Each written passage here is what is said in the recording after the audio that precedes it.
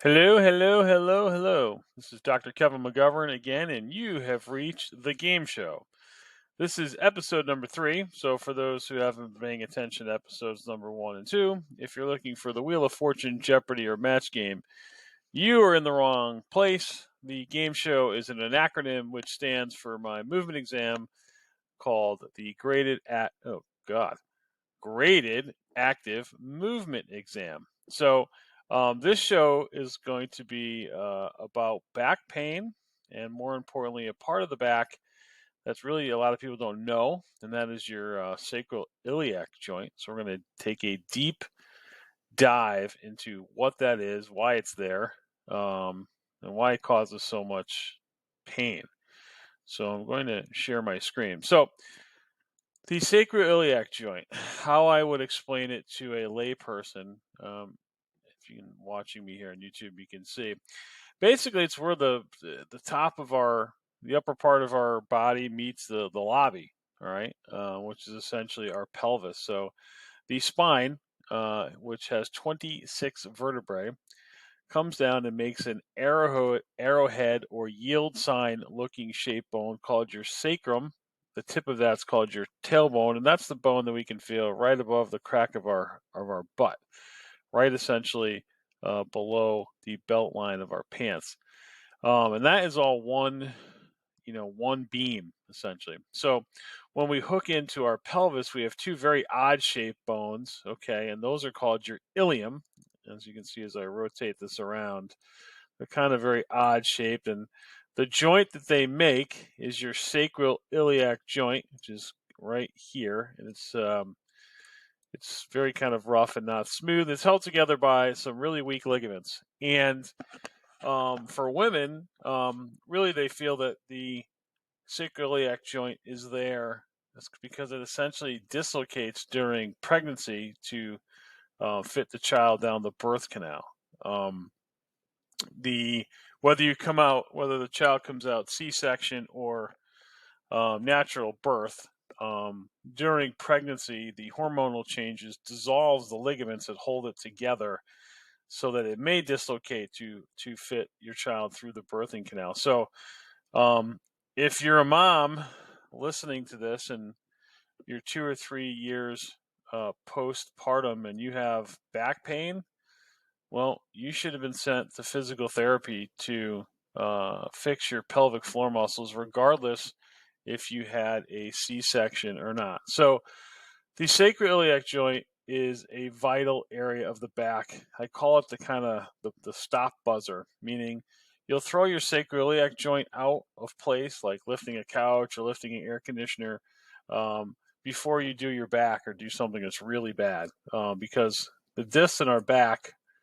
um, also could be injured, but your sacroiliac joint is usually injured first. In my 28 years of experience, I have never seen a person who's had a back issue, a low back issue, and not had some sort of sacroiliac joint dysfunction. All right. So here's the common symptoms of a sacroiliac joint.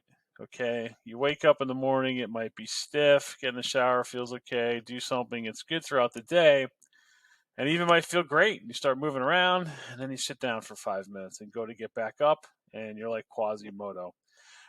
That is a textbook symptomology of a sacroiliac joint issue, which most people injure their SI joint with a bend and a twist. Athletes can injure it landing on one foot all the time, or landing unevenly, or stopping unevenly. But basically, the sacroiliac joint, every muscle in the body from the chest to the knees attaches or passes through that area. Here's a picture of the ligaments that hold it in place. But you have, your pelvic floor muscles, your glutes, your groin, your quads, your hip flexors, your hamstrings, all attach or your psoas muscle, all attach or pass through your sacroiliac joint. So it is vital to keep that in line, or you're going to have issues. I've had People come in with sciatica because your sciatic nerve, you can see the hole here, comes right out of your back, right through your sacroiliac joint, right behind it, and right down your leg. So I've had people who've had leg pain. I've had people who've had intractable back pain. I've had people who can't straighten up. I've had men who've come in and, believe it or not, have had testicle pain, all because of that sacroiliac joint. So if you do injure your back and you go somewhere, that should be ruled out first. And to correct that, you simply have to get it aligned, which usually takes about 3 or 4 sessions. And then you really have to work on strengthening the pelvic floor, strengthening the posterior kinetic chain, which would be lumbar extensors, your glutes, your hamstrings, and you have to get flexible in your piriformis or hip rotation muscles, which run east and west here. They go from your sacrum to your hips. So they're going east and west, while the rest of the muscles, the pelvic floor and spine, are going north and south. So those muscles have to be stretched, okay? And I'm going to share my different screen here. The best way to do that, the only stretch that I give to my clients for the low back, your yogis will know this. I call it the figure 4 stretch. A yoga would call it a elevated pigeon. And you can see here by this guy here in the video, with essentially his leg, his left leg in the position of a 4. So he's up on the box with his femur pointed perpendicular from his body and his tibia running parallel to his body in the shape of a 4, and he's just stretching. Now, here's the problem with stretching. People will stretch 30 seconds and be done. No. Your glute, hip flexor, or hip rotational muscles are huge muscles. They do a ballistic function. They do a stabilization function. They don't even know that you're trying to stretch them for like 4 minutes. Okay? So you should be doing this elevated pigeon a minimum of 5 minutes per side. Okay? Every day. A nice, controlled, easy stretch. Don't jam it, try to jam it over your head. A very, I'd say, 3 out of 10 strength stretch for 5 minutes and work up to 10 minutes. I had one gentleman who I have him do it a half hour each side before I'd even see him in the clinic. He'd do in 15-minute spurts. Put your headphones on, get in this elevated pigeon, get nice, good breathing, and sit and feel that stretch. And after about 2 to 3 minutes, you'll finally feel your glute and your hip rotation muscles kind of like start to relax. That's when we really have to even stretch more. All right. So we have this SI issue. We want to stretch this regularly. We want to do glute sets. We want to start there. Tighten your butt as hard as you can. Suck in your belly as hard as you can. Do those exercises until you can get to see a professional who will probably give you the exact same exercise.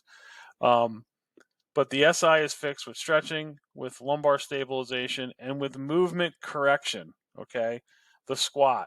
All right, you're going to see most people squat. The first thing they do is bend your knees. That's the worst thing that you could possibly do first. When we do a proper squat, our initial center, our initial pelvis moves backwards, and then our knees fold like a slinky. We kind of just fold.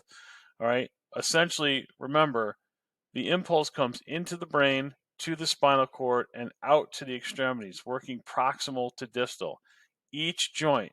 So if we bend our knees first, we missed our pelvic and our hip joint. So that we missed that huge plug. That gets shut off. That includes, as we just went over, our glute, our groin, our hamstring. So that's got to move first. So if you master the squat and you have a equal pigeon, meaning we're equal on both sides, your chance of having a back injury literally is completely diminished. All right. So in order to stay healthy and improve your back health, right? If you said, Kevin, what is, 2 things I can do, 3 things I can do every day.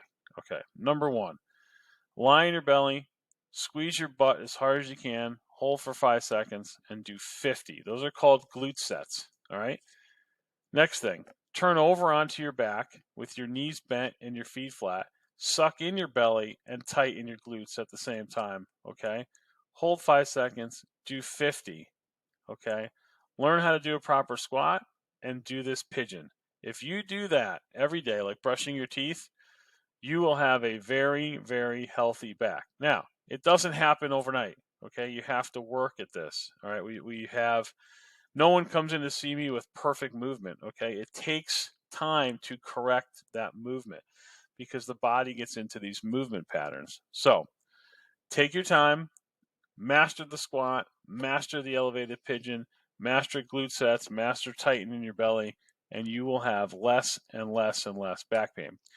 For more information, please subscribe to this YouTube channel. You can visit my website at perfectmotionsportstherapy.com. You can email me at Dr. K-Mac, so that's DRKMAC at perfectmotionsportstherapy.com. If you have any questions, I'm always on social media. You can direct message me. But today, hopefully you got something out of today's lesson of the sacroiliac joint, what it is, and how we keep it healthy. Thank you, and I'll see you on the next game show.